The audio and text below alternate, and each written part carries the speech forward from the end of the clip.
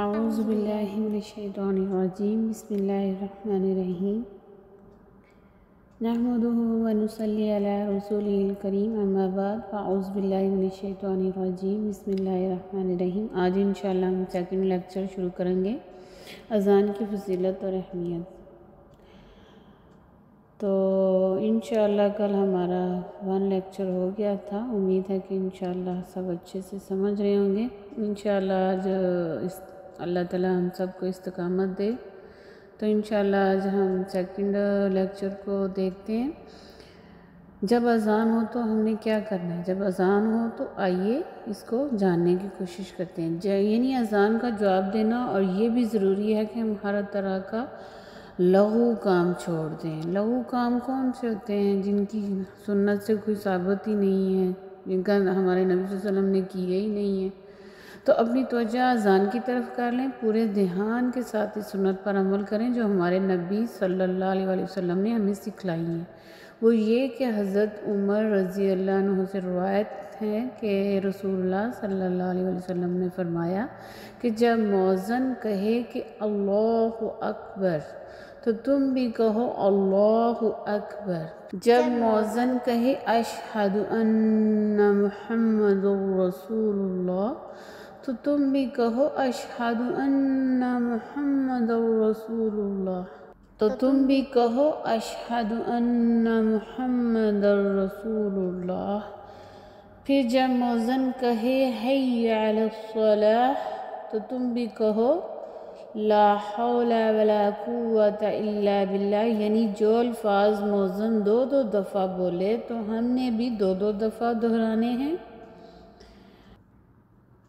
मसलन जो 4 दफ़ा मौज़न जो कलमात कहे तो हमने भी 4 दफ़ा ही कहने हैं। और अगर मौज़न कहे अल्लाहु अकबर तो आप भी कहो अल्लाहु अकबर।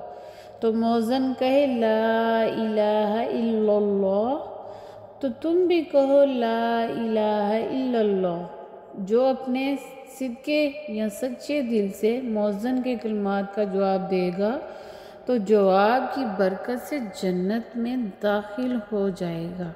सुभान अल्लाह। ये मुस्लिम की हदीस से है 385।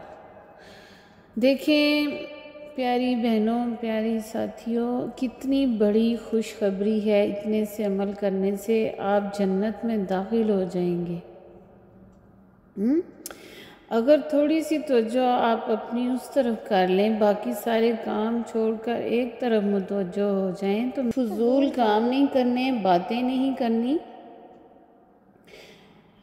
बाकी सारे काम छोड़कर एक तरफ मुतवज्जो हो जाएं। मेरा काम छोड़ने का मतलब ये है कि बातें नहीं करनी, ठीक है? बातें छोड़नी है और साथ अपना काम जारी रखें। मसलन अगर आप बर्तन धो रहे हैं तो ये नहीं करना कि आप बर्तन धोना ही छोड़ दें, लेकिन मुतवज्जो आपने अपने कानों को अज़ान की तरफ करना है।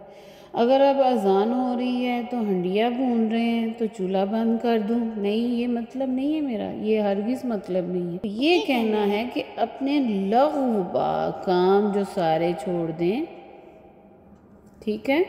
किसी ने अपनी माँ से सवाल किया कि मामा, जन्नत में जाना इतना आसान है तो फिर हम लोग जहन्नम में क्यों जाएंगे? क्योंकि इतने ज़्यादा लोग जहन्नम में जाएंगे क्यों? बच्ची ने ये सवाल किया। तो माँ ने बहुत प्यारा जवाब दिया कि बेटी,